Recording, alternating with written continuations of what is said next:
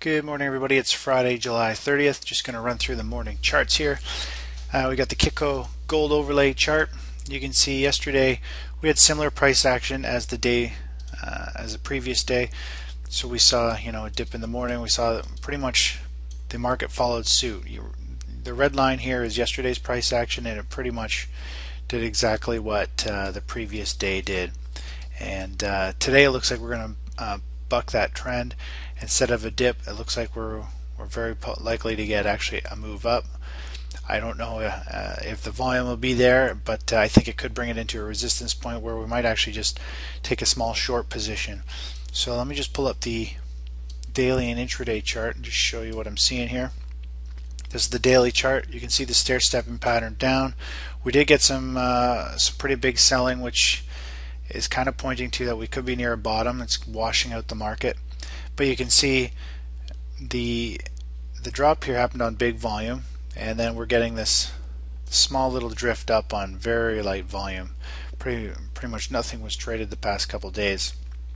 So if we take a look, and of course that's a mini bear flag.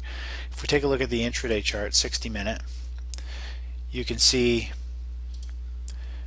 we've got some nice volume here, but then volume just like completely dries up, and gold has just drifted upwards, pretty much just bouncing its way up on no volume. So if I zoom out a bit, you can see the overall pattern, and we're starting to drift up into, this will be a resistance level, the low here, and then of course key resistance will be pretty much right through the noise, just under the middle of that range. So I would almost think if it continues to drift up, we might get a little bit of a hook up right into about 1185 area, and then if we kind of get this momentum and it actually kind of hooks up, then I might actually look to take a short position, just a small one, and I wouldn't do a large one simply because the market is overbought. We've seen some capitulation selling there, but I think it'd be a great spot to go short, and we could set a stop at the around the 1190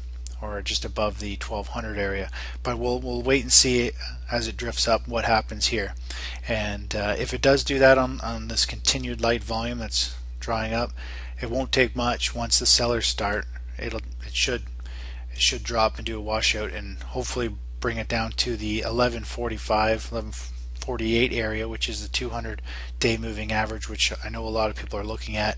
And usually you get a one-day bounce off the 200-day moving average when you do touch that point. So that's what I'm looking for in gold there. As for the SP 500, here's the daily chart. You can pretty much see there's a 50-day moving average on here, which is pretty major moving average that traders look at, and you can just see right now where the market is just trending up. We are pretty much trading near support on if we look at a support trend line, but the 50-period moving average should act as a support level here as well. And we're getting a nice controlled pullback. Yesterday we saw actually a pretty volatile day. We saw a quick spike up, went up in the morning, and then it sold off, and then it rallied back up to mitigate most of those gains, and then this morning it's selling back down again. It's trading near the lows. So I think we're within a support range, which is pretty much across these tops right in here. This is a fairly large support range, but there's several points here that are going to have buyers stepping in. So we're just going to let it play out here and shake the market and see what happens. If we zoom into the 60-minute chart, you can see we had the market ran up nicely. We had a move down on Wednesday, and then through the night we had this drift up, which I mentioned was somewhat of a bearish flag, and it broke the morning trend line here, and then of course it dropped back down, and then we saw this it was a fairly strong rally back up, pretty much brought the markets back into positive territory for a little bit, and then it sold down just a bit into the close, and through the night this morning we're pretty much bouncing bottom here, and it's going to open up down near yesterday lows. If I just pull up the 60-minute chart, or zoom in a bit here, sorry, you'll be able to see it a little better.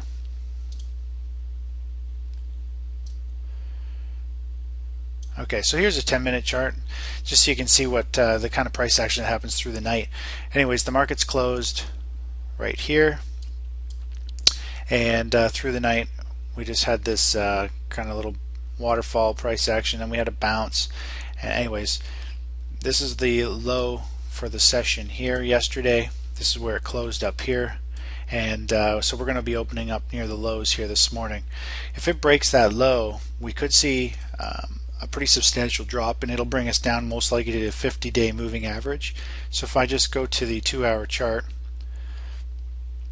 you can see it's a pretty major level that the market is sitting at right now. It's going right through the previous noise, and through this head, like this noise over here, through this noise, and it's formed this little pattern here, and it's trying to push down, but it isn't.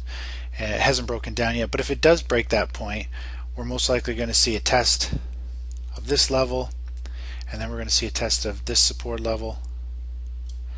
And I'm not sure if it'll go any farther than that if it was to go there today, but I think we'll see a sharp downdraft if that low is broken.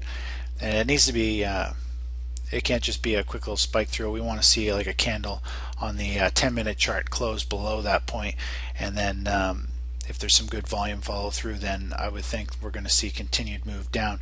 But that's kind of what I'm seeing there. As for the upside, I have a feeling if we do get a bounce here this morning, we're going to come back up to this 50 period moving average.